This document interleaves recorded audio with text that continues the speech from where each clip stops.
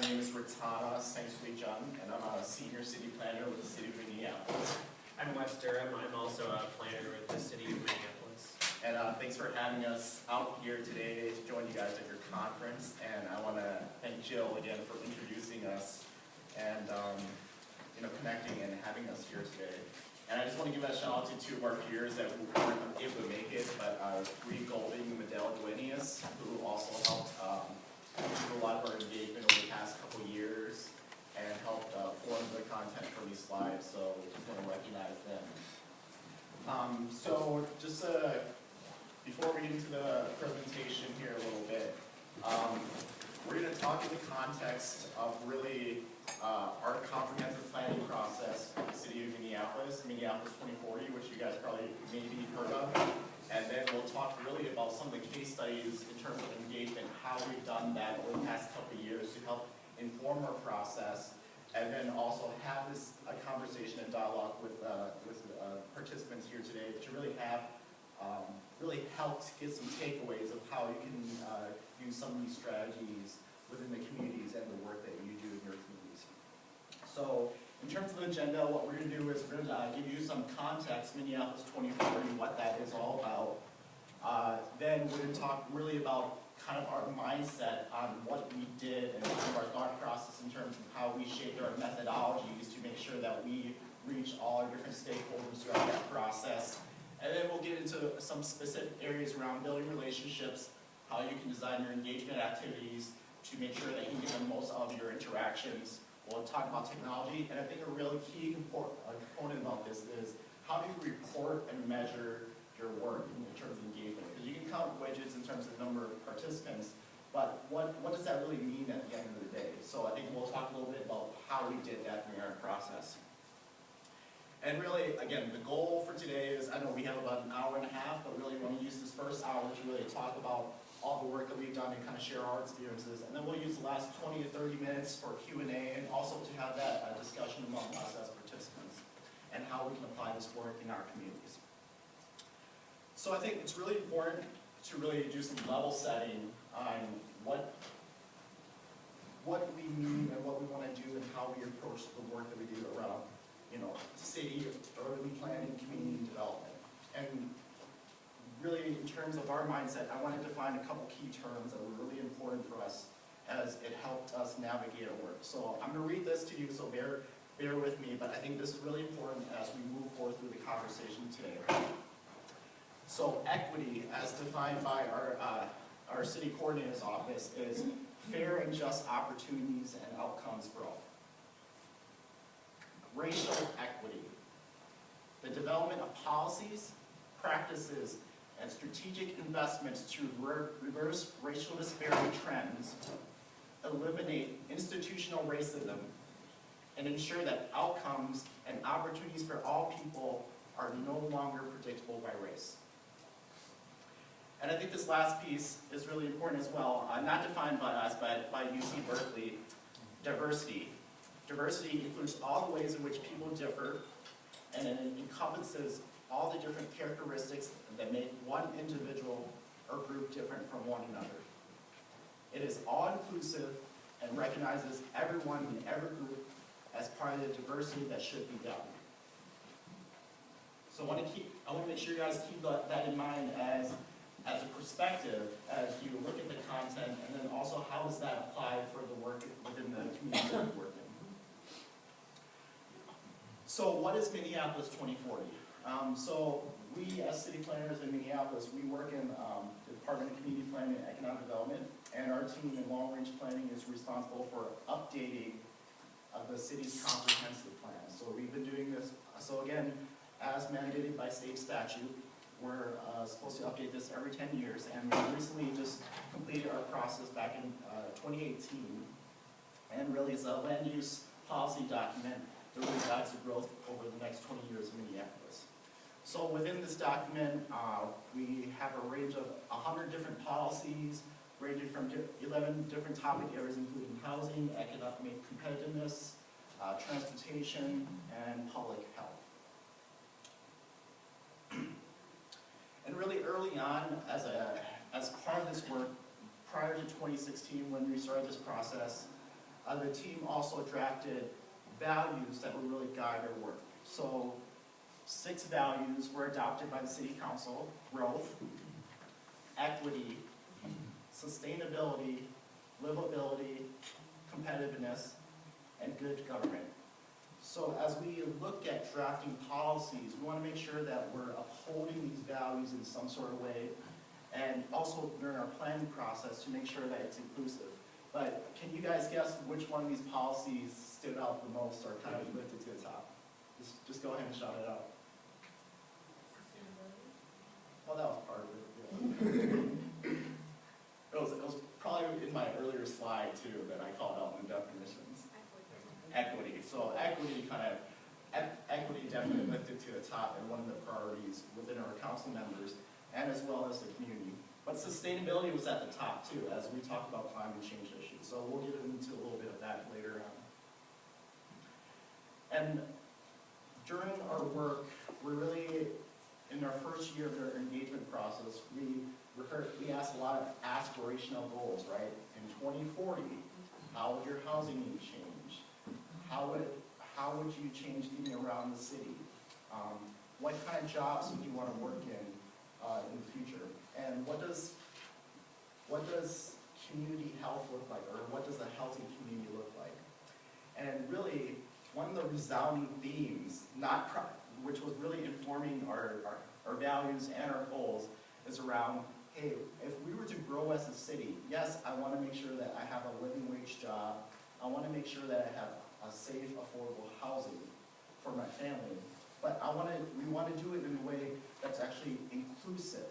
You know, as we acknowledge that there's a lot of disparities within our community, and among communities of color, indigenous communities, and black communities, compared to white people, they're making, the achievement gap is a lot lower, they're making lower incomes, and they're not having the same resilient systems that can help them live a sustainable life. So one of the top goals within Minneapolis 2040 that was really adopted by the City Council is to eliminate disparities among 13 other goals, but I highlighted a couple here in terms of making sure that we create affordable housing that's accessible, that's in neighborhoods of choice and where they want to live, making sure that they can access living wage jobs, make sure they have, there's a whole bunch of amenities within the neighborhoods, whether it's access to parks, walking distances to grocery stores and goods and services, and making sure that we are being stewards of the earth as we move forward as addressing climate change. And again, spanning 11 topic areas that around land use, housing, jobs, and etc. So really, that's kind of where we landed, right? We had 11 topic areas, 100 different policies, 11 different policies, which is a lot of information. And again, in the context of a comprehensive planning process, right? Every 10 years we're doing this exercise over a 3-year course. How do you make sure that everyone who you're trying to engage actually has the information to make an informed decision? How do you explain your profession, whether it's a planner, a practitioner doing economic development, doing housing work? How do you get people to participate in a way that provides you with meaningful information that's going to inform your decision-making process? And those were some of the questions that we were asking throughout the whole time, you know, like, who do we need to reach out? We have about, what, 430,000 residents within our city. How can you reach all of them? There's again, the diversity, right, ranging from seniors, youth, people with accessibility, disabilities, our cultural communities that have different language barriers. There's new residents to the community. How do we make sure that they know about this process, which only happens every 10 years, but that informs so many different decisions within their city? And then also asking the question, how do you want to participate, right? We can't just hold an open house and expect everyone to show up and then feel comfortable, engaging in front of a presentation or a PowerPoint. How do you make sure that there's diverse ways for people to engage? Acknowledging what are the obstacles. I think right off the bat, as we talk about accessibility, there's a lot of different language barriers. People maybe can't get to certain locations that you're hosting meetings, and maybe we've had instances where there's people with different accessibility issues that that can't access maps, or even people that don't know how to read maps. So how do you make sure that you take these complex systems and explain them in layman terms so that they're able to participate? And then as we get the feedback, acknowledging, you know, how do you show communities that they're being heard? Because you don't want to just do engagement, right? You don't want to just do outreach, but beyond the engagement process for this one specific project, you want to empower them to participate civically beyond that process, right? Because this is, again, this is a planning document, but then there's also work around implementation. There's going to be public hearings for certain projects. So how do you make sure that they feel comfortable to engage later on beyond this process? So again, we have all these questions. And then also, we got to figure out how do we define a successful engagement process. And this is what really led to the drafting of this document for our process. So even prior to developing the comprehensive plan, we had a group, internal group at the city, we like to call a civic engagement team, specifically for this project that was, that encompasses city planners. We also had a department called Neighborhood Community Relations that are responsible for doing a lot of the city's engagement. So some of them were experts working with neighborhood organizations, which we have about 87 officially recognized neighborhood associations within our city. And then we also have staff that's also doing outreach with different cultural communities, including the Native American community, Latinx, Southeast Asian, who am I missing? And then East African as well. So acknowledging that, hey, there's a lot of different stakeholders within the city who actually already has that relationship, right? And how can we leverage some of that leadership as a conduit for us as planning staff to actually build that relationship and then ask some of these deep questions. So really, this plan, what we really did was we have about like a 60-page document, really trying to establish what are the goals for engagement, identifying who we're reaching out to so that we can refer back later in the process to identify if there's someone we missed, and then we can go back and reach out to them, identifying some different methodologies, because it's going to be probably a little hard to form engagement on the fly, and as well as being a technical expert trying to implement and develop policy. And then also establishing some key touch points within your process. When are you going to go out and engage so that you can set that expectation out for the community so that they know, hey, we're not just going to be left out to dry after they collected engagement from us, but that they're going to return and come back. And then also show how that engagement is going to be used. So I'm going to take a pause right there because my mouth is getting dry, but any questions so far? When you were doing the civic engagement plan, we didn't do anything that massive in Southwest Minnesota when you're doing your transit plan update, but we literally went and found out what another couple questions is how do people read in the different languages, or if it's just spoken, and how to engage other groups within the communities. Yeah. And so we learned that those methods also as we were going through some of the things that you were identifying. Yeah. And thank you for sharing that. And just so everyone heard too, I think she spoke about, you know, understanding what are the language barriers, seeing you need to do some translation of materials, interpretation, and kind of what are the barriers. And those are some key lessons that we learned too, as we talk about, you know, us as public sector folks working in community or even in nonprofit, where you have limited resources, right? You know, whether that's hiring someone to interpret, hiring people to translate documents, that's a lot of money and resources. And acknowledging, do you have those access to those funds? And also, is it worth us doing that? You know, because some communities, we did a lot of that the first year, but some communities may be illiterate, and even though you translate materials to their community and you have all these stacks of paper, it's probably not going to be accessible. And I see that nod, yep, some learned lessons. So acknowledging what is the most preferred method of engaging them. Maybe it's just oral. You don't have to translate any document. So thanks for that comment. So within this plan, we documented or identified a couple different goals, right? So you can't really see it right here, but I'm just read it to you. But the process is going to be meaningful. We're going to make make sure that the content that we engage within is going to be relevant to their lives. We're going to make sure the content is accessible, making sure the process is inclusive, and making sure it's equitable. And then we're going to make sure the community is represented.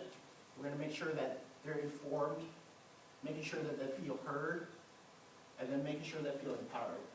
And just so you know, these slides will be available to you guys. Jill has it, and she'll probably email it to you guys. Otherwise, we'll leave her contact as well if you want to follow up. But I think this was really helpful for us because this helped us ask those questions as we develop those different methodologies to make sure that, hey, whatever we do, let's do our best to make sure we meet these goals. Making sure that, again, we're talking and engaging on topic areas that are relevant to them. There's 11 topic areas, and sure, one of the key topic areas around like architecture and urban design, and you know, I'm definitely not an architect or a landscape architect, so, but it's to the degree of like, what communities care about which topic areas, and making sure that you reach out to the communities that are going to be most impacted by those policies. And again, as we talk about representation, does it mean counting widgets as a number of participants, or are you making sure that you have a good amount of representation, whether it's from leadership or people that are experts within that topic area? Again, access to information, does that mean translating materials? Does that mean having interpreters at a public meeting? It can look a lot of different ways. And then showing how their contributions have an impact, and I'll show a little bit about what that looks like within our work. And then I think this is really important, but we sometimes overlook is empowering experience, right? You want to make sure that at the end of that interaction, that they want to come back and engage, because whether it's us as planners working in CPED, whatever their interaction with us is going to have a profound effect on whatever other interactions other city staff is going to have when they go out to the community. So whether it's a public works project or even a community development project, I think that's really informative to make sure that we leave a good lasting impression. And again, resources, can't say enough about resources. I think we spend a lot of money on our engagement process, but we're lucky. We're pretty lucky to have a lot of resources, but again, it's really hard to do when we talk about staff time and monies. Again, this slide is really to kind of show there's a range of different stakeholders, right? We have youth, we have communities of color, we have Native communities, we have businesses, entrepreneurs, seniors, you know, we have folks that are already organizing, neighborhood associations, different advocacy groups, right, that are already meeting. You have people that are organizing street festivals and cultural events. There's already people doing that kind of stuff that's already organizing. You know, we don't have to like do something completely new or innovative, but it's to acknowledge that there's so many different stakeholders, but there's a lot of different ways for them to engage. And what is our opportunity as planners and practitioners to get into that space? Because there's so many different barriers. You know, we talk about language, we talk about the digital divide, we talk about, you know, there's so many different responsibilities as we as people, you know, whether it's family obligations to work, you know, is it helpful to have a night meeting during a weekday, or maybe you got to do it on a morning on a weekend? You know, the literacy piece, I think the biggest component is around cultural norms, and then also this piece around lack of trust in government. As it pertains to communities of color, where, for example, we engaged with a lot of Latino community members back in 2016 when the presidential election was occurring. And I think that was the hardest time for us to engage with those communities, because it was hard to organize a meeting when all this stuff and this discourse was happening at a national level around immigrants and undocumented peoples coming to the country. And there was just this fear, right, of like, hey, we don't want to engage. We don't want to talk about the future, you know, 20 years out from now, when we have day-to-day stresses and urgencies going on right now. So it's kind of acknowledging and understanding where's people's mindset at today, and what level of depth can we actually get there, and how do you make sure that they feel comfortable and they feel like you can trust that however you're using your time, that it's not going to be put to waste. So again, reiterating, what are the issues they care about? How would they like to engage? And how do we make sure that we design engagement methods that are accessible and inclusive?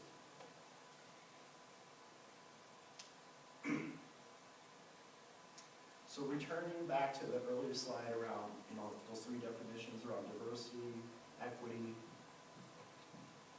and racial equity, we talk about this intentionality around our work, right? There's already communities already organizing. There's people that already know how to contact their elected officials. But then there's people that are underrepresented in these processes. So how do we make sure that we reach out to them, build that trust, design engagement methods that are actually accessible, and that we actually get something that's useful, that's actually going to inform a decision or a process. So this really means that we as practitioners can't just set up open houses and expect people to come, but what we try to do was, hey, go where people were at, where they're already meeting, so that they can actively participate as their authentic self and do authentic engagement. So we're going to jump into a quick case study here about one of our key methodologies, which we like to call community dialogues. And in essence, this is just really focus groups. So acknowledging, again, we wanted to make sure that the communities that were underrepresented in civic processes were represented. We identified some key stakeholders around cultural communities, seniors, youth, people with disabilities, people that are experiencing homelessness are not usually represented. So what can we do to reach out to them? So we could potentially just do some intercept surveys by standing out in the street and just trying to get people to talk to us for a couple minutes, but that might not be to the depth and breadth that we want. But maybe what we could do is try to leverage some of those relationships and some of the work that's already being done in the community. So what we've done is, there's already communities organizing. So what we did was we worked with a lot of different nonprofits and groups that were already in the space and that were already convening people. So for example, People Serving People, which provide a lot of services to homeless families, African American Leadership Forum, you'll see a couple of different nonprofits here. But it's in essence like, how can we make sure that we leverage the spaces that they're already having and convening, and then just put ourselves in there to make sure that we get the content out there. So again, some of the principles, what we try to do is meet people where they're at, create an inclusive environment, and a lot of it was already created. So there's a lot of systems that are in place. I think that's really important. As you work in the communities, how do you build those partnerships, and then you leverage some of those conduits that community leaders that are already having relationships with the community. Hosting conversations in their language, and I think that was really cool, because I think some of the conversations, I think Wes was in as well, where we were reaching out to a Latino community, and the whole conversation was in Spanish. And luckily for Wes, he spoke some Spanish too, so he was able to understand. But what we did was we had an interpreter facilitate the conversation in Spanish, and then everyone's having the conversation in Spanish, and then the interpreter just interpreted back in English. And I think that was a really cool dynamic where you're kind of shifting that power away from you as the professional or practitioner, and you're shifting out to the people. So you're kind of changing that space. And I think that's really cool, where you're trying to build trust, right? You're trying to adapt, you're trying to acknowledge the diversity of people to engage in their authentic self, where you're having them speak their own language, and I think that's really powerful. And we've done the same for a lot of different conversations too, with like the Somali community, the Hmong community, and the Lao community as well.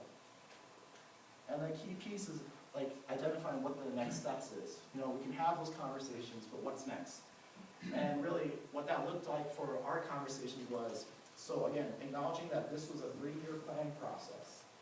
And we identified within that city engagement plan that we'll have 5 different key touch points, right? Early on, we'll get the word out that we're doing a comprehensive planning process. The second piece was, hey, we're going to ask some key questions based upon that initial conversation about what topic areas you really care about. So we heard from the Lao community at one point that they really care about housing and affordable housing. And that they cared about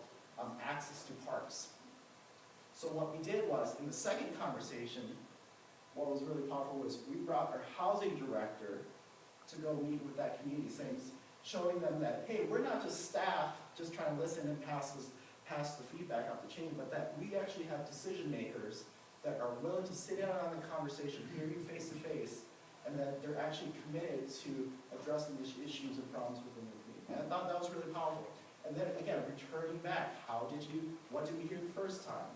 How do we use that information? So we brought the directors into the conversation, and then we drafted policies that incorporate their feedback, and then showing them, hey, did we hear you correctly?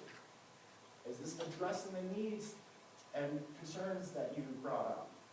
And again, how do you show that trust? How do you show that? It can look like this, which you can't see it right now, but I'm just going to describe it. So what we did was we had some one-pagers for each of these different communities, identifying what are the past meetings that we've attended with your community, what are the key concerns and issues that were brought up, and then how do we incorporate that feedback within our policies.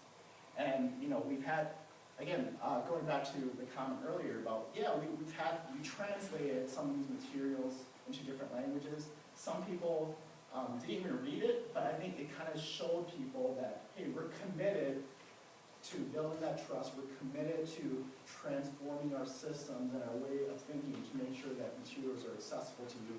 And we're committed to drafting policies that are actually equitable and that help you in your community. So again, I'm going to just go back to this slide. But again, reiterating, meeting people where they're at, and meeting in places that is inclusive and accessible, with food typically, and then also identifying how their feedback is being incorporated. And I think that was really powerful, just to make sure that we're keeping them in the loop, and that we're also showing them that, hey, they have a power to influence change, and that all this feedback isn't just going to some ether, and that you can participate civically and then you'll see some change.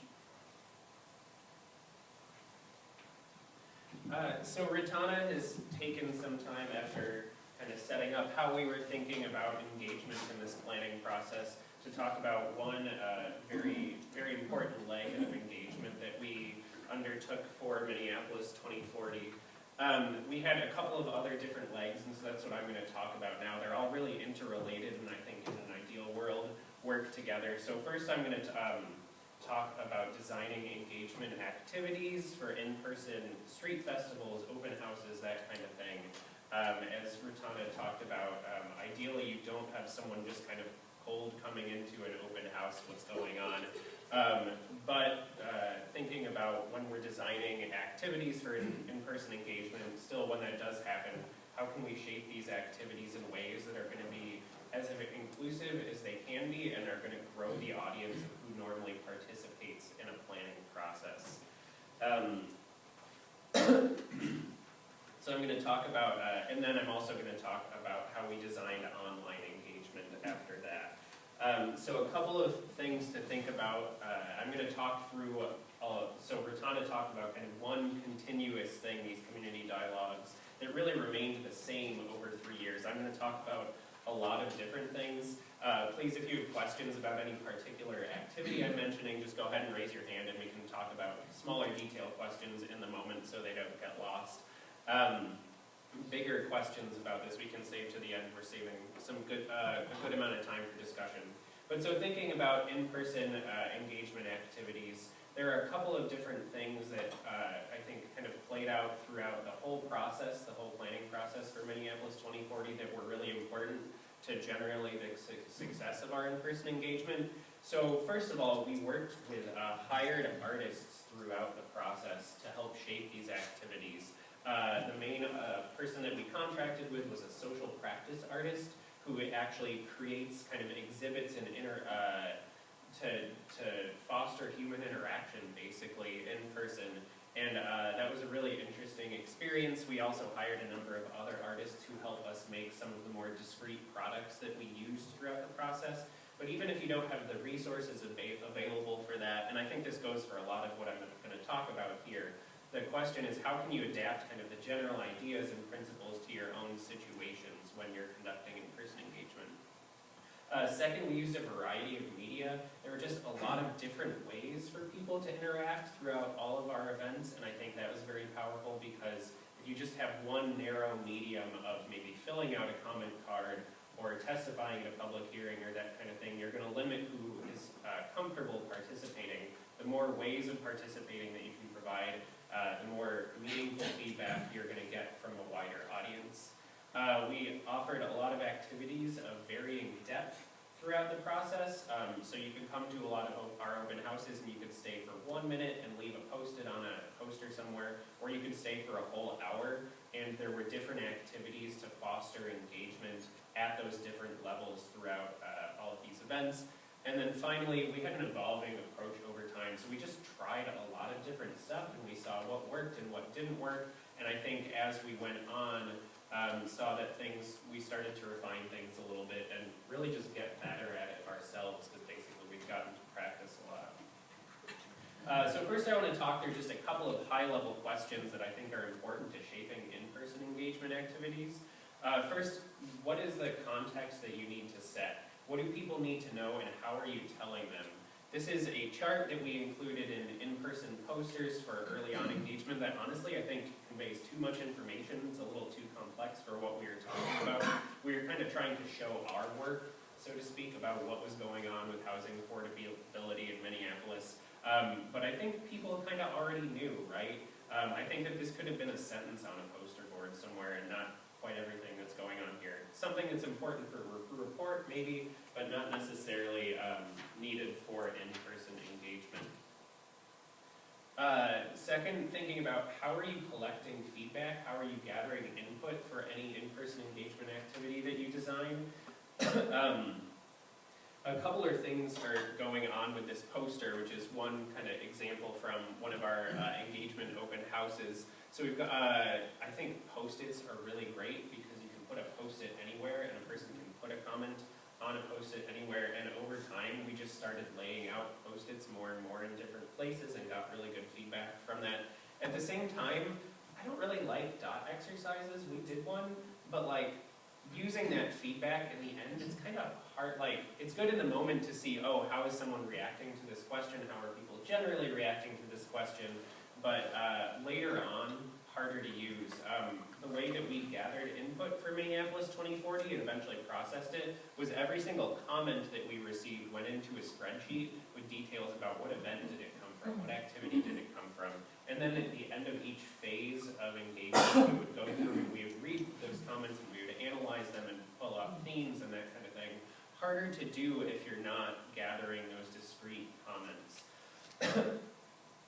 And finally, thinking about how are you shaping the space for a given engagement event. Are you doing kind of a traditional town hall style thing where the attention is all focused on one speaker like it is now?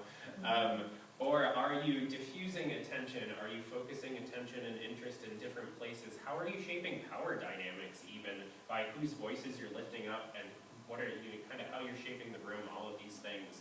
At a lot of our events there was just a lot of different stuff going on, which made the events very diffuse, I think, and very calm and much more approachable than a large open house or a large town hall style event might be. I put this picture up here because I really like it. Let's see if this is the PowerPointer. So this here is Paul, he's our manager, and I like the dynamic that just comes out of this picture where although he is kind of the staff person, the expert in this moment, and this was just kind of a roundtable discussion with staff that was happening here, the attention is not on him right now. It's focused more in kind of the bottom left corner. It looks like someone might have been saying something or asking a question. And I really like the dynamic that just generally this photo portrays. So I think it's always really important to be thinking about how are you shaping the space in any given engagement activity, both on a micro level, kind of at around a poster board, around one activity, and also at a macro level for the whole room, the whole space of what you're doing. So now I'm going to talk through the specific activities that we carried out. I just want to give you, the idea here is to give you a lot of information, to talk about a lot of different things that we did so you can have some ideas to take away for your own work. I'm going to talk about them in a couple of chunks. Ratan has already kind of alluded to that we had 5 main phases of engagement throughout our planning process. So it was the launch phase where you're just letting people know that this was the thing that was happening. Then we were asking kind of big questions, developing key directions, figuring out what are people's priorities for planning and for Minneapolis 2040. Then we started to kind of take some refinement of those priorities that we learned about in the second phase. So I think I refer to that as emerging directions up here. We call the phases like different things all the time throughout this process, I feel like. Finally, there was kind of a policy direction phase where we're like, okay, this is probably the direction that we should generally go. It stopped just short of actually saying, here is the policy that we are recommending for a draft comprehensive plan, but pointed that way to get people's reactions. And then finally, the very last phase, which was a draft document and review of the draft of Minneapolis 2040. So the first phase of engagement that we're going to look at here was the big questions. We were just really trying to take the temperature of what are your concerns and your priorities for the future of the city. Don't worry about planning. Don't worry about kind of the mechanisms yet or anything like that. I think like we hardly used the word plan in these events. And the main two pushes that we carried out thinking about this phase of engagement was first, we did what are called 6-word stories at street festivals. So I really liked this. It was just kind of a creative way to get people talking, basically, a literary device where you say, okay, tell me a story in 6 words. And we were asking people to do that about the future of Minneapolis. We weren't holding them to that necessarily. Lots of people wrote 10 words or whole paragraphs or whatever, but it was a good, you know, when you give people a constraint on a question like that, I think it gets them going and makes them feel freer to start giving input, to giving feedback in a way that they might not if you're just like, tell me about your concerns for the future, open-ended. That's pretty intimidating. I don't know how I necessarily would answer that question, and I'm in the field. So up here, this picture at the top right is showing a little bit of what that looked like. We had strings at booths at street festivals, and people could then hang their 6-word story, and other people could read them, which I think was really good. It was real easy because, again, kind of this small, quick format for people to process information that others were sharing throughout this process. And then another thing to think about is we attended street festivals throughout the Minneapolis 2040 planning process, and where we attended street festivals was also a very deliberate choice. So thinking about who are you reaching out to when you're doing in-person engagement, where are you showing up, where are different people likely to be. We have a lot of different street festivals focused around a lot of different things. So we have open streets, which is when we close off just a street and it's a general celebration of walking and biking and alternative uses of transportation, kind of reclaiming of that public space. But we have a lot of other things. We have Somali Independence Day, we have a Monarch Butterfly Festival, and the choices of which street festivals we were attending were always made in relation to who do we think is likely to be attending that particular event and whose voice are we choosing to lift up or not by going to one of those or not. So the second piece during our big questions event for engagement was open houses that we held. So I've talked about how we contracted with artists. This was kind of the start of that, setting the precedent of that, where we hired a social practice artist to shape the general event, and we also had a lot of artists in attendance who were helping carry out activities. These events were pretty hectic, so this was at Midtown Global Market, and like I just remember being very overwhelmed by the end of this event because so much was going on. So we had planner roundtables with graphic reporters, like that picture that I previously showed. We had a TV-style game show where a host was interviewing people and asking them questions about their concerns about the future of the city. I think way back we had the cover of our plan, and that's the photo of the cover of our plan is from that game show. We had an activity where people could draw their ideal city on this big collaborative table drawing board kind of thing. And we poetry and portrait stations where people were talking with artists and doing kind of a little interview about what they were thinking about the city as the artists were creating products that then the people could take home. And finally, kind of a little bit more routine but topic-based commenting. So we had a station, a table about the economy, about housing, about transportation, about the environment, and we had some context-setting information, and people could just react to that and have conversations with staff. And So, as I said, these events were very, very hectic, but they were also very different from anything the city had ever done before, and I think that was pretty exciting, pretty interesting, and set a good precedent for thinking about how we wanted to engage moving forward. Another just quick thing of note, so I mentioned we held this one in Midtown Global Market. When you can do things like this, try and host them in places where people are going to already be, right? We've talked about that a little bit already, but a lot of people just kind of walked into this event and was like, hey, what's going on? And we were like, great, let's talk about the future of the city. But that's that can definitely affect the success of a particular event, also in relation to what our audiences you're trying to target. Wes, could I also add one thing?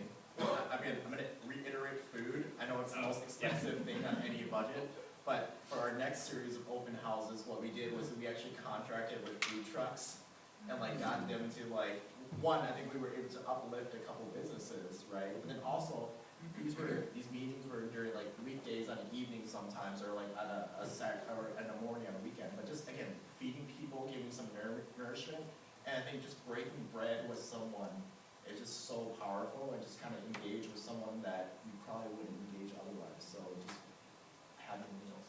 Yeah. Thanks, Connor. So our next phase of engagement, we didn't have any big open house for this, but we actually jumped onto an already established event, which is always a good strategy when you can.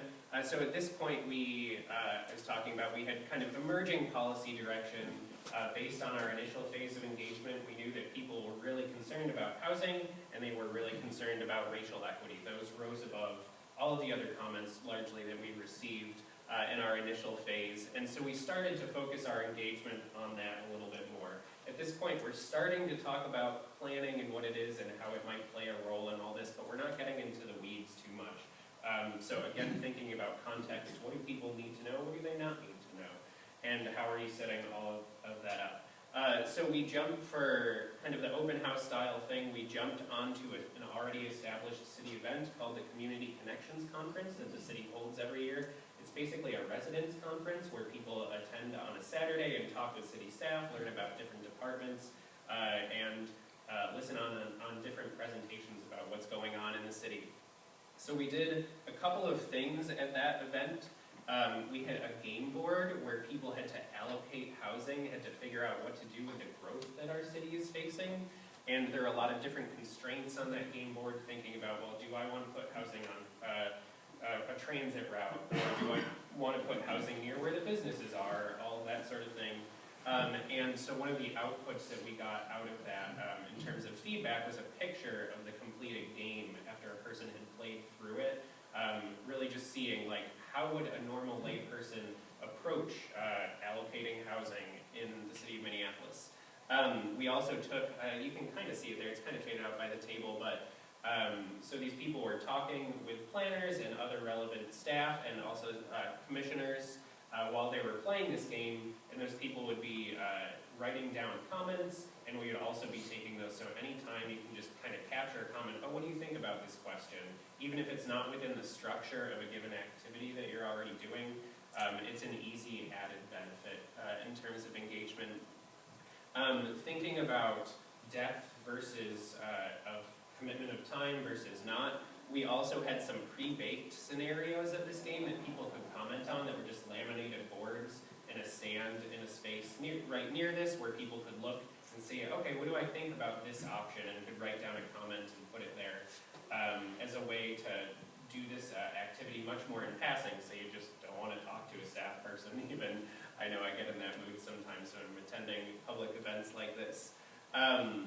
So we also had planning for equity roundtable discussions at the same time with planners, where, again, like that previous roundtable discussion I'd highlighted, everyone's just kind of sitting at a table. We added a little bit of contextual information based on these priorities that have been identified by people, and also starting to bring in a trickle of, okay, well, what are the relevant things that relate to this from a governmental perspective, and how can we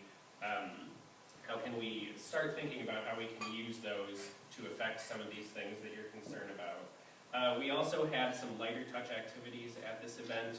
You could drop a pin on where you lived, based on zip code, based on however exact you wanted to be, on a big board that we had that had some information about historic redlining in Minneapolis. And that was just a really cool conversation starter as much as anything to get people thinking about, what does this mean? What are we here for? What are we talking about? During this phase, another really important piece of context setting that we built out were something called crankies. So I might call these artistic scrolls. They were artistic visual scrolls created by some artists that we had hired to set context in a visually accessible way that a person could go through independently without us having to talk on and on and on about the history of all of these things in our city.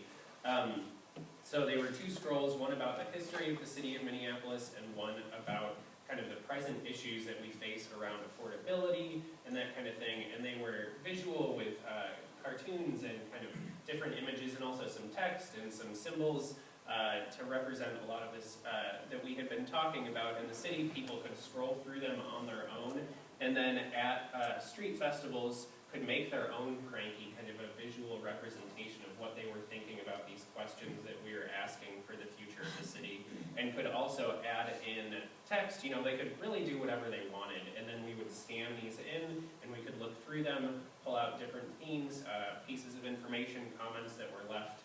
And it was a really cool and engaging way for people to grapple with some of this material in a way that's just different from filling out a normal card. So the next phase of engagement that we carried out, this was right before we were releasing the actual draft plan, so we kind of knew where we were going, but we wanted to see what people thought of that generally, the directions that we were pointing at. And for this phase of engagement, we made something called a parallax. Now, what's a parallax, you might say? I have no idea where this word actually comes from. It's just a word that other staff started telling to me. But basically what it is this is how all websites behave today, where you scroll down a website and it's one column, and as you scroll you get into different sections and little images pop up or like float in from the side and that kind of thing, and there are often links where you can go and kind of jump out of this column that you're scrolling through to find out different information. I feel like, I know that Google's website, kind of the store that they have where they sell their phones and all of this stuff works like this.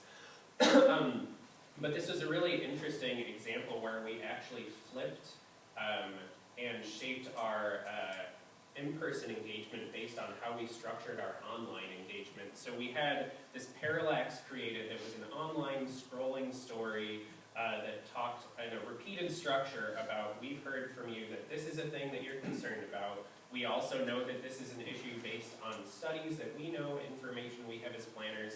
This is what we should think of, this is what we think we should do about it. What do you think about that? So we took that structure and we just repeated it over a number of topics.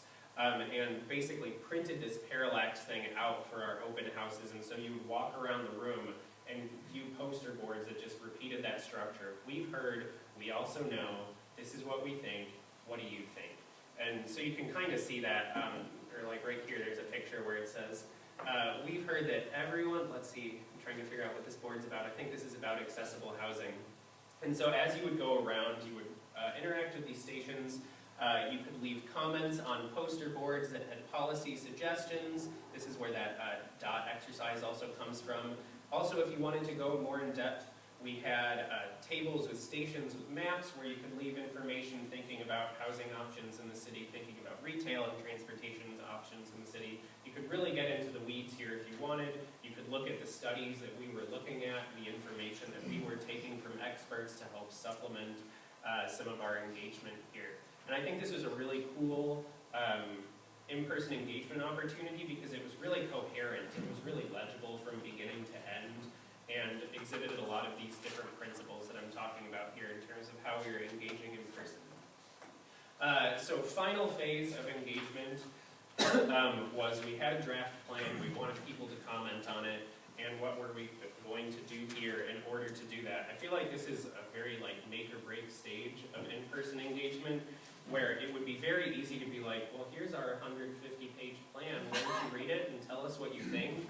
And I think a lot of people do that, or you just print out kind of a very sterile like ring of poster boards around the side of a room with the information summarized, but still like it's just kind of, it becomes a narrow thing where engaging, there just like aren't necessarily a lot of ways to interact with the material.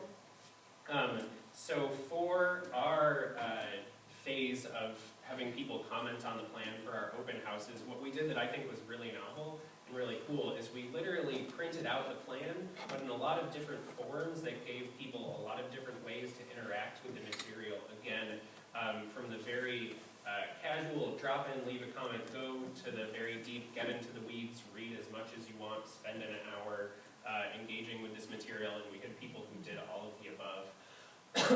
So the things that we did specifically, we had some, first of all, we had like really tall, like 8-foot poster boards everywhere, which I highly recommend because I think it's a good way to prompt a person to walk up to some information, to start interacting with it. If it's easier to read, it's blown up, it's clear what you should be looking at, all those kinds of things. But so we had some recap boards just saying, this is how we got here, this is where we've come from. We took our land use and built form maps that are driving an update to our zoning code, and we printed them out really big with a lot of supporting information surrounding them so you could see how it all fit together. We created what we would call policy Rolodexes. I think this was a really cool idea, and it costs literally nothing. So this woman here is working with one of them. We had just kind of, in the same way that you used to have a Rolodex for your contacts, we created these Rolodexes where you could flip through the different 100 policies of the plan, organized both by topic and by goal, so in 2 different ways. So you'd have this Rolodex in front of you, and you would see a tab that said environment, and you might say, oh, I want to learn more about that. You flip to that section, you start flipping through, and you see what the different policies say. So it was a way to take a ton of information and put it in a really small space, and then people could take their comment cards and put them right behind the policies. So they were commenting in a very concrete way about very specific aspects of our plan. And we actually had a lot of people who just camped out and literally took the whole time of our open houses, just sat there and kept writing comments and putting them in these things. So I think that was a really cool thing, and that was definitely suggested by Monica, right? Yeah, and just to that point, I think people were so excited to engage that as we were breaking down after the closing, people were still there, just sitting and writing comments. I'm just like, go home, you can still comment online. So I think again, it's exciting to see people want to participate, and yeah, it's really cool. I'll talk about that further in a moment because I think you raise a good point there about saying you can go home and you can keep doing this from home, relating to technology and computers. So we also had deep dive conversations where we basically just printed out our housing sections, our environment sections, and our economy sections, and then had conversations around that material with roundtables, lots of post-its again. That continues to grow as a theme. And then as Ratana previously noted, we had food trucks at all of these events. Just real quick, I want to highlight some more photos from these events because I think they show off the dynamics that we created. And whether this was intentional or not, I think these kinds of things are really good to aim for at open house events. Rather than having kind of a very narrow focused open house with one point of diffusion, there were just so many different ways that people could interact and collaborate. So we have a picture here where in the background another person on our team is helping explain map guidance to a person. 2 people are kind of working through something here and leaving a comment and collaborating on a question that they have with a planning commissioner standing over and helping to explain some information. In the top right image here, this is a really interesting event. We actually had protesters show up to one of our events, protesting more kind of just some general activities that the city has been carrying out lately, and also relating to some questions about public housing and that kind of thing. In a normal, narrow town hall style of event, this would have wrecked everything. The event wouldn't have been able to continue, right? Because if one speaker is getting interrupted, that kind of thing, it just wouldn't work. In this case, there were, we eventually had protesters coming in and talking with us, participating in the conversations. You can see they're sitting here around a roundtable discussion of housing, holding their posters, talking with other people who were attending the event. It was a pretty unexpected thing for us, but it was pretty cool too to see how we were pulling people into process in a way that we might not otherwise have been able to. And then finally, I just like this picture in the corner of some people eating the food we provided while talking about a handout around, that would be a handout on the built form and land use information. Another thing that I think comes out of this photo and this photo here is that by the end, we were providing more and more handouts and more markers and Post-its and all of these things, both so that people could interact with the information on their own terms, however they wanted, and then also mark up the information however they wanted on their own terms. We tried to make sure that we were putting the onus on us for making sure that everything got collected and not on the attendee for, oh, how do I give my comment, where should it go? Okay, so now I want to talk a little bit about online engagement in our process.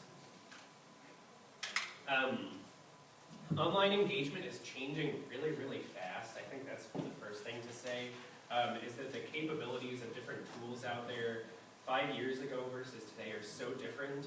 And so I think there can be a tension there that I think people face about well, how should we engage online? What should that look like? How should we approach it? So a couple of principles that kind of overarch our online engagement effort throughout this planning process. We used a variety of tools and platforms and really figured it out as we went. We did a lot of do-it-yourself kind of stuff with tools we already had. We also did some paid options, and I think it's always good to think about both being available. We always tried throughout each phase of our planning process to mirror the most substantive piece of engagement that we were doing online and in person, and to make them as similar as possible, so that if you couldn't attend an event, you could basically still give feedback in as related a way as was possible given available tools.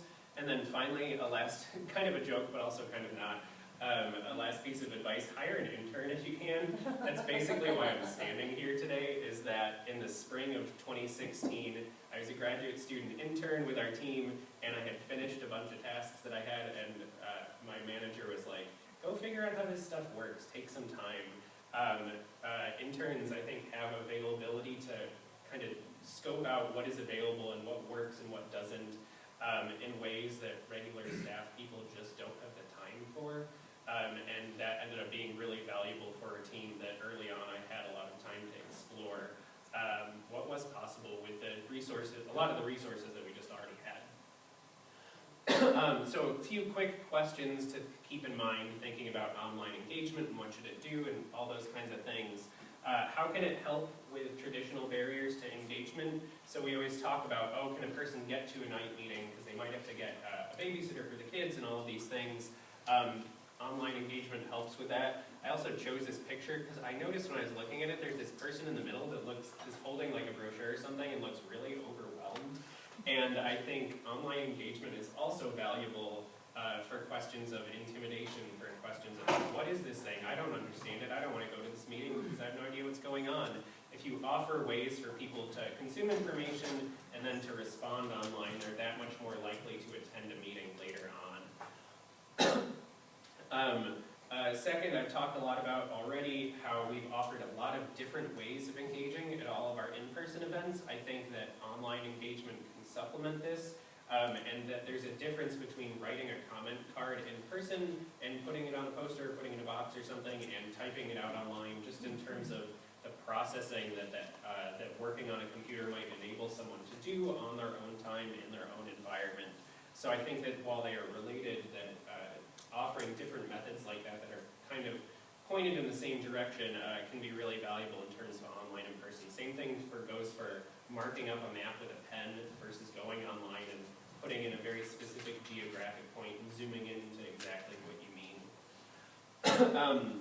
Finally, related to that, I think that online engagement allows people to get into the weeds generally in a way that in-person engagement doesn't. I think in general, people are getting more and more interested in what local governments are doing these days, and I think if you don't give people opportunity to get into the weeds of your material and to comment on very micro-level things about whatever material you're rolling out, that you're losing an opportunity there to get some really, really cool feedback. This is a map showing all of the online mapped comments that people left for our final draft plan via an online mapping tool that we created. And you can see, like, I mean, some of these things, some people just like circled the whole city, and it's like, okay, that's not necessarily adding a lot of depth that we wouldn't otherwise get from a text comment, but at the same time, there are a lot of people who, like, they took a lot of time drawing some of these shapes and laid some of these exact points in ways that would have been much harder to do in person. So I'm going to talk about kind of the big push that we had for each phase of engagement in terms of online engagement. In our first engagement session, our first engagement phase on big questions, developing priorities that people had for the future of the city, we didn't do the best job, honestly. This was like an okay way to do it. So what we did is we presented infographics online, charts, maps, that kind of thing around some different topics like we did in person, and then allowed people to fill in a text box online. In terms of like kind of feasibility, this is a pretty easy thing to do. You know, you could, everyone has generally a website in some form where they can post an image nowadays, and you can put in a survey monkey, text box, that kind of thing to allow people to respond to stuff. I think we probably included a little bit too much information here, because what we saw was people be like, oh, okay, I'm responding to questions about the economy, and then they would write what they thought about the economy, with not necessarily a lot of regard for the information we are presenting. So we were trying to show our work maybe a little too much here, and there might have been a better way to do that. Second phase of engagement where we did a big online push. I talked about that game board that we had done with pre-baked scenarios. So this is a really cool and maybe unusual use of a tool that we had available. So we took kind of this scrolling web application that's contained within ArcGIS Online, which is a really, really cool platform you should all check out that can do a lot of different things. And we inserted images into the different scrolling pages with the pre-baked scenarios so that people could look at them.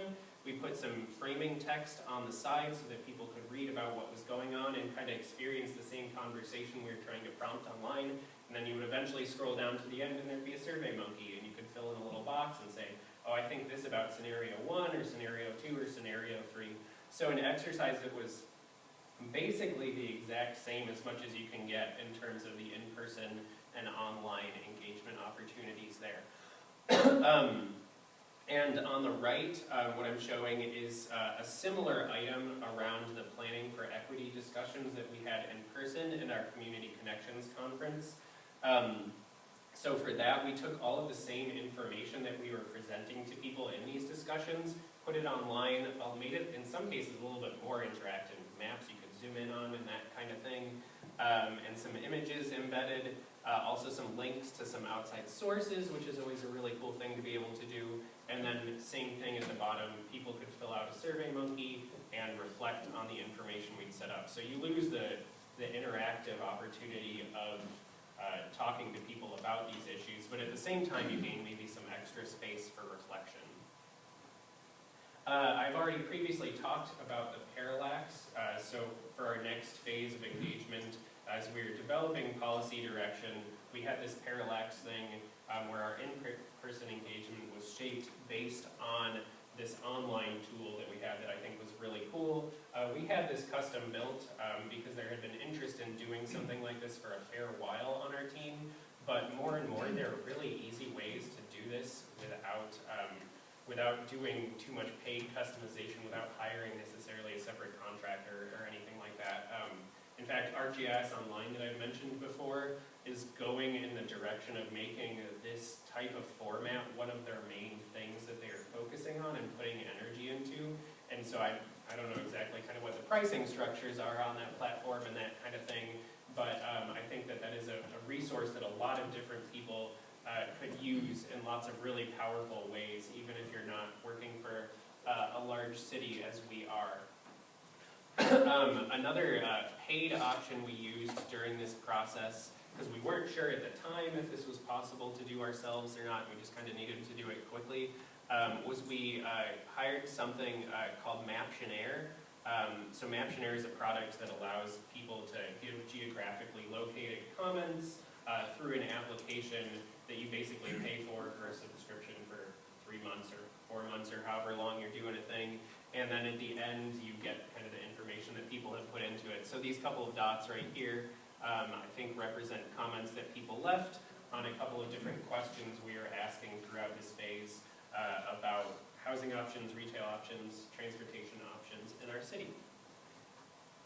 Oh, and I should just say, there are like, in the last couple of years, the number of different tools that do this that you can pay for has really grown a lot, and I've seen a lot of different governmental organizations using options for this. So I think like it's a very good opportunity that it's just a matter of figuring out what's out there. This is one example, but I've never seen anyone else use this. I've seen the Metropolitan Council use other things around transportation for some planning efforts that they've been doing, and a lot of different things along those lines. So finally, I want to talk a little bit about the draft website that we used when we rolled out our plan for the final comment period. So again, this is a situation where we went out and hired, we had known from the beginning we wanted our plan to be a website and not just a PDF, just to change people's relationship to comprehensive plans a little bit. But even if that's something that's not within your project scope because you're just working on a smaller thing, that maybe is just a smaller project that only takes a few months or something like that, I think a lot of the principles of what we did here are really cool to take out. So our whole plan, our Minneapolis 2040 plan is a website, minneapolis2040.com, and when we were holding the comment period for this plan, you could basically go in and almost anywhere you wanted to leave a comment on the website, you could. You could leave a comment on, in a generic email inbox that we had from a high level, as many people are used to engaging and commenting on plans like this in that sort of a manner. You could comment on specific topics, you could comment on specific policies. So if you went to the policy on affordable and accessible housing, you could scroll down to the bottom, and after the action steps, after the policy, there's a little comment box, and if someone types something in there and clicked send, it would come back to us in a form where it said, in a big spreadsheet, this person commented on this particular policy, which I think was really cool. That enabled us to eventually release a redlined draft of the plan where we showed everywhere that we made a change from the first draft to the second draft, we showed those changes and made it so you could see how the plan had changed. And even, we had our web developer, do some fancy stuff I don't understand to make this happen, but there are a lot of much simpler ways that you could do this as well to show changes, right? Like this is basically just fancy track changes on Microsoft Word. So we had commenting available in those ways, and we also had a do-it-yourself, in this case map, where you could comment on our parcel-specific land use and built form guidance. You could zoom in wherever you wanted, you could draw a point, you could draw a line, you could draw a shape. And this is something we did in-house because between using Maptionaire and this time we figured out that, oh, actually ArcGIS Online supports this kind of usability, this kind of functionality, maybe in a way that wasn't super obvious, maybe in a way that people don't use all the time, but it's possible, so let's do it. And that was really, really cool because it got us a lot of really, really meaningful feedback thinking about what our final plan looks like. So we're about 20 minutes from lunch, and I'm not going to get in the way of you guys and getting food. So I'm going to quickly wrap up and leave us some good time for some Q&A and maybe some discussion. But as you'll see here, I'm going to try to close it up as we transition to about reporting and documentation, which is, I think, really important, right? So you probably saw different types of feedback that we've collected, right? There were a lot of qualitative stuff with text. There were some images and graphics, and you could probably ask, like, what the heck can I do with this, right? In terms of, like, to inform a feedback process. Like, how can I inform some policy? What is this going to inform? And I think what's really important is kind of going back to those goals that we set out, right? Trying to show, hey, community members feel heard, they feel represented. And I think having Post-it notes, having note cards, having those crankies where people can draw, I think that showed people, and then like scanning it afterwards, like we had a portable scanner, I think that showed community members that, hey, we're taking this seriously. It's this transactional piece where it's acknowledging that it's not just gonna get thrown away. Like, I'm gonna say that all the comments and all those post-it notes I transcribed over the past couple of years, and it was exhausting work, but I think it was a really important piece where at least for me at least, I was able to look at every comment card and then also actually represented that all online and for staff. So all those comments that we collected through our 3-year process, they're all available online in an Excel format or a PDF. So if someone wanted to, they can go out right now and print it off and do their own analysis. But I think that's really important and again, what kind of questions are we asking? Again, early on, we were asking some high visionary questions. So those pieces, those art, those graphics, I think that was really an approachable way for engage. But as we get really specific with specific policies, which we want to see specific feedback on certain action steps, I think it was really important to tie it back so that we as staff knew how to make those revisions. So some of the key ways that we reported back to communities was for each of those community dialogues and for in-person interactions, what we did was we created this template sheet called like event summaries, right? That really document our experience. So we have logistical information such as knowing the date and time, the location, stakeholders that were represented within the process, the number of people that showed up. Talked about also a summary of how we engaged with them, what were the drawbacks, so more about evaluation. So we can't really debrief every interaction, but to just really take notes about what was successful and what was not. And then also transcribing the comments, so that in future efforts, we were able to return back and say, hey, this is what we heard, and this is how we're addressing those issues. We also developed some phase summaries, which really were snapshots of like engagement activities up to a certain milestone. So throughout like maybe the first period, we would say, hey, these are all the engagement activities we conducted, here's who we engaged with, this is what we heard. So again, giving people a snapshot and giving some transparency to who was being heard throughout the process and who we engaged with. And again, transcribing it. I think that was the hardest part. I think it's honestly a lot really time consuming, but again, figuring out how you can streamline that process, whether it's hiring an intern to like type everything up, if it means just scanning documents, or maybe, again, it goes back to how you shape your conversation. Maybe if you have a group conversation, you just have one recorder with a large poster paper so that you only have that one piece of feedback or documentation feedback so that it's not as cumbersome to collect a whole bunch of pieces of paper and post-its. So our lessons learned. Again, knowing and understanding our stakeholders, building relationships with community ahead of time, acknowledging that this isn't just a transactional relationship, but that, hey, we value you, and then we need to invest in our time to make sure that we cultivate that relationship for future interactions. Communicating the public's role in this process and what opportunities they have to influence the project.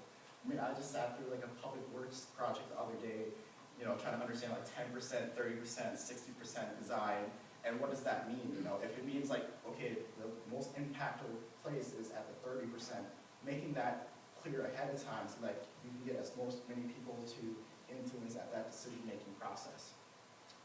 Listen and share their stories. So again, I think this is really, really important. That was really effective for us. Again, making it personal, get them to share their stories, and then try to extrapolate that and listen, and how does that impact your decision-making process for policies. Budget. I think this is really hard for us. Well, it was kind of hard, but I think it's to acknowledge if you're going to have food, if you're going to hire contractors, what does that mean for consultants, staffing time, nights and evenings?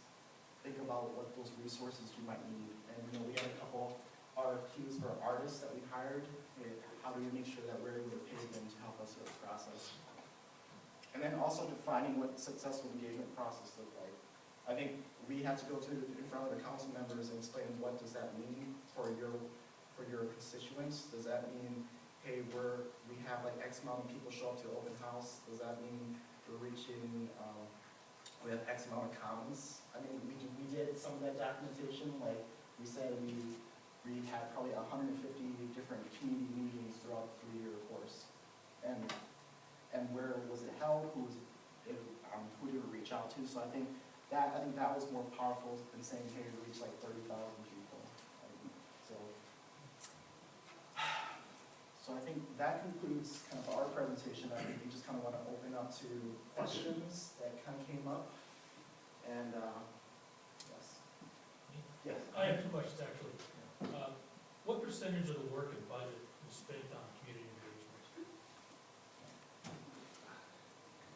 So my formal number that I came up with was I think about 250,000 over the course of 3 years.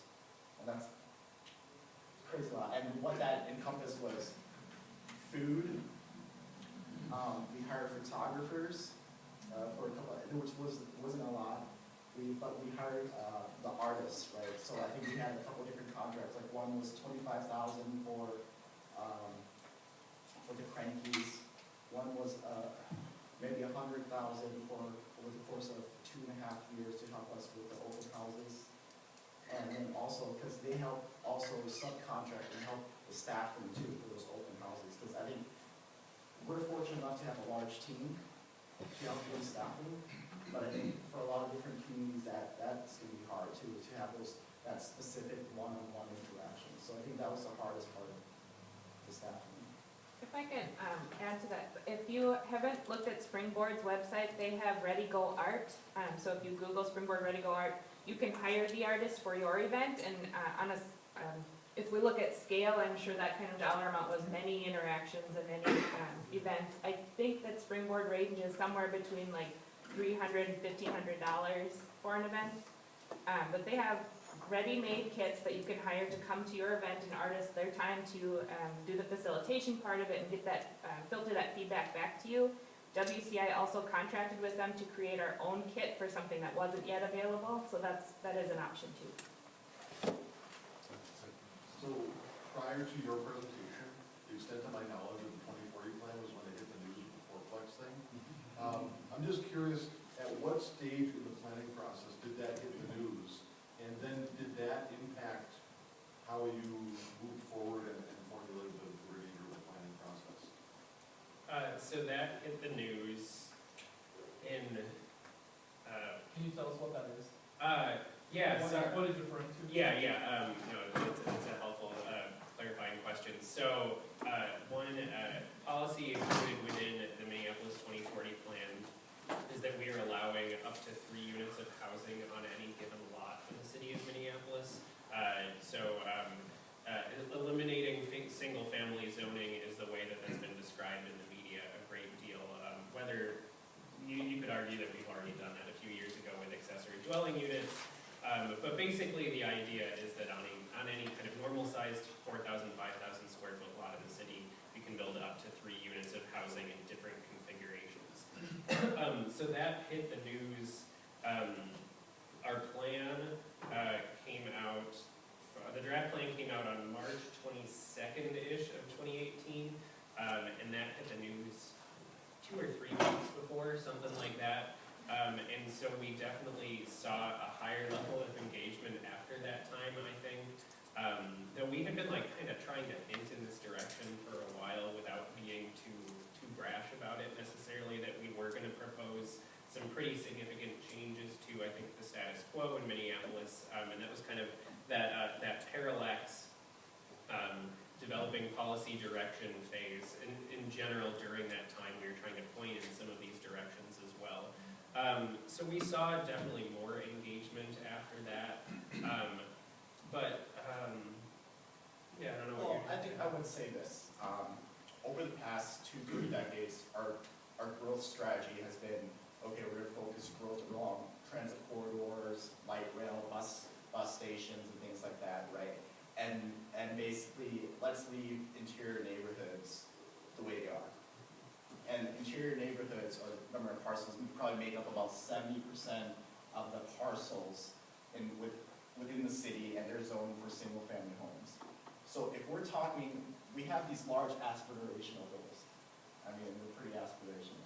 But can we continue on the same trajectory of just growing along these corridors with multifamily housing or mixed-use development and just leave the interior neighborhoods alone? And I think that's where we came up with the initial approach to say, hey, let's allow up to 40 units, because we're not seeing a lot of development of that missing middle product, anything between like, 2 to up to maybe 20 units. So we're saying, hey, let's maybe allow that to happen, because we've done a lot of research looking at a lot of those products. That missing middle product was built within like, I don't remember, Madell did a lot of work, I wish she was here, but a lot of that stuff was built within this 50-year time span prior to 1970, and that would allow that to happen. And we downzoned, and now that stuff is not conforming. So that's what led to that whole decision.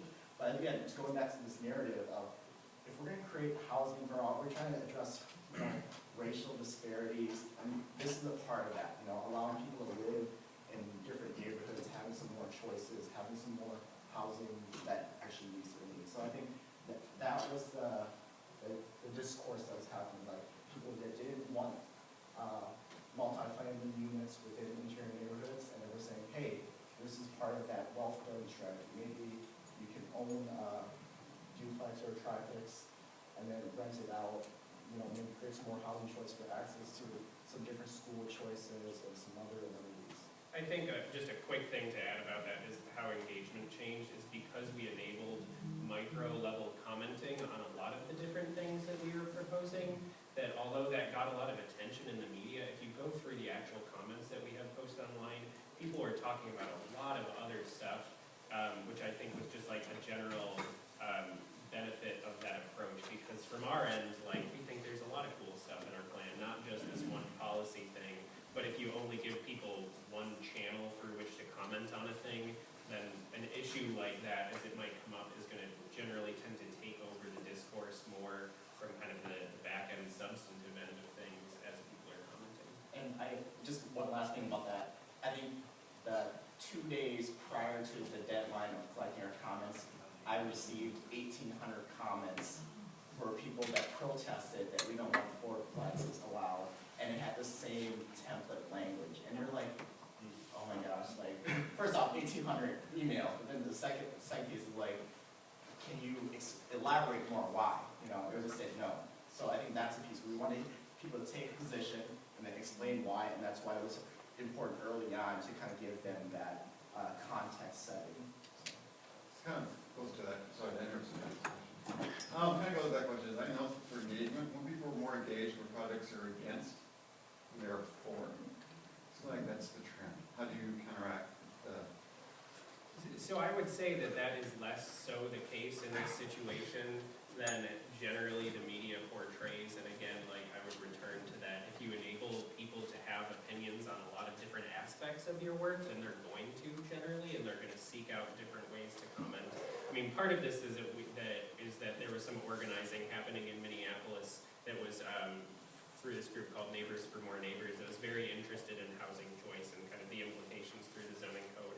And so what we saw is that there were commenting parties kind of on both ends, and that we got a lot of that kind of spam kind of stuff that's, no, I don't want this, those types of comments. But then we also got a lot of comments on the other end too as well. And again, I think just like providing the different means of providing input allows for more variation in kind of what you determine, so to speak, to be the ultimate community kind of apportionment in terms of what different people are thinking. That kind of feeds into my question. Obviously, you get a lot of comments, both sides and everything. How did you handle, we heard you, but type of thing, it didn't make the final draft type of. Well, I think this is where the politics kind of comes in, right? Where at the end of the day, I think we see ourselves as, I want to say, advocacy planners, where we're not the ones making the final decision. We have this unique weak mayor system in Minneapolis, 13 new council, or not 13 new, but a really new contingency of council members that were recently came on the council in the last couple of years that are a lot more progressive in nature, I would say. But I think having those political champions along the way to support a certain direction, saying, hey, and then we met with them regularly, like, hey, this is what we're thinking as staff, this is what we heard, these are also some other issues that were brought up as well. What do you think? And kind of having that along the way, because I think our council president, Lisa Bender, kind of really helped us nudge or champion us along. So I think that's kind of how the decision-making process kind of helped out. You know, we did give some alternatives, like what if we didn't, what if instead of 4, we just said 2? Would that still change up the dial? I don't know, but just to, again, I think the transparency piece about making sure that comments are included in the first place when we publish it, I think that's really important to show that we heard you. All 1,800 too? Did you put all those, did you put the template ones in there too, all 1,800? How did you handle little things like that? Because you wouldn't, would you? We did. So basically, it's to create PDFs from those 1,800.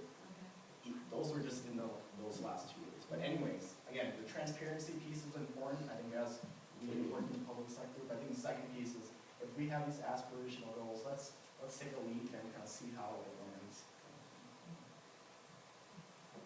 I just wanted to take a quick opportunity to plug in, since like how you did, on one of my favorite kind of companies that helps with that whole facilitation engagement process. Some more seasoned people in here probably have heard of it, you probably all have, but Better Block. If you're like if you have like a decent population, I'd guess somewhere like at least 5,000 or above, so it's gonna be a bigger city, and if you have the budget for it. They do temporary installations for physical environment stuff, whether it's seating or a temporary coffee shop or whatever, and it's more of an experiment, because it's hard to plan for a public space that people are going to go to, people go where they go. And so it's like, that's one thing that, it could be an experimental thing, the last thing you wanna do is put up all this engineering money and dollars to have a public space that never gets used. And what was that called again? Just Better Block? Better Look? Block. Block. Okay.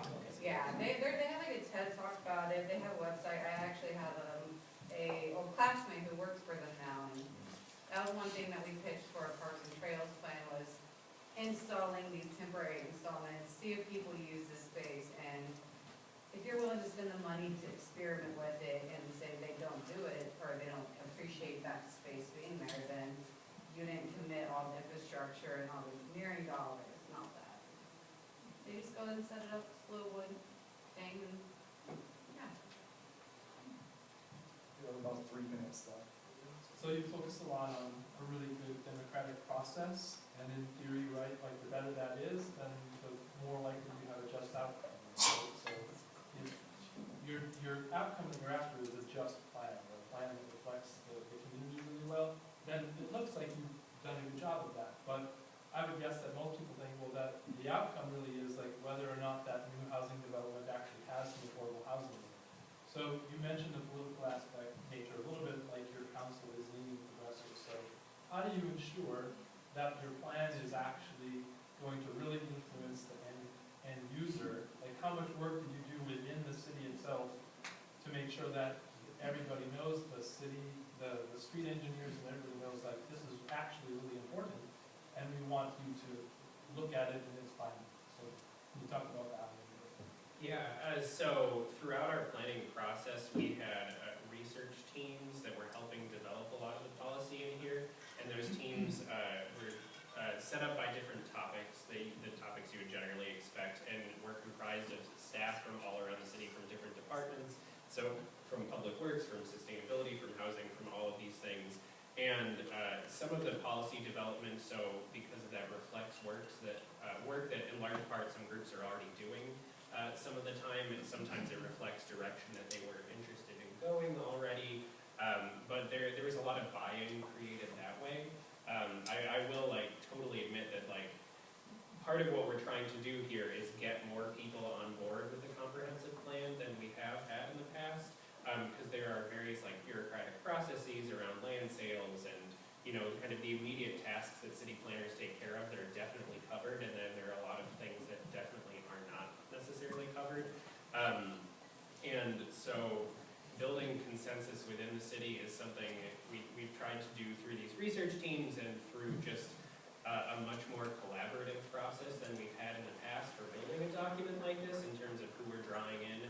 And that's gonna be a thing that we're gonna have to continue to work on and so Ratana mentioned at the very beginning of the presentation that our job as our team is to write the comprehensive plan. It's also to implement it and to constantly be like the person who's like, hey, remember this thing, and that's something we're gonna have to continue to figure out how to do that more effectively in the ways that you're talking about. So it's something we're thinking about. We're at 12:30, but I just want to add, I think going back to those goals, we didn't draft goals for the prior plans. And I think what we're doing right now is developing metrics of what that looks like over the next couple of years. So that's an accountability piece. And I think the second, we have a policy around the coordinated development strategy. So how do we coordinate city resources to actually help achieve those goals? So I think measuring